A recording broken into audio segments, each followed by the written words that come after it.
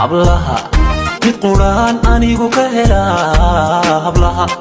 mid quraan u helanaho anaan qurux baan u hawlgalayo hablaha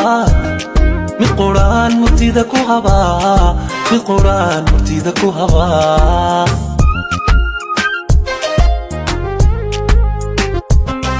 inqada usoo inqada hadasho markay hadasho markaan halacsado asaawa macaan akaday heesaha ma holladay inqada usoo inqada hadasho markay hadasho markaan halacsado asaawa macaan akaday heesaha ma holladay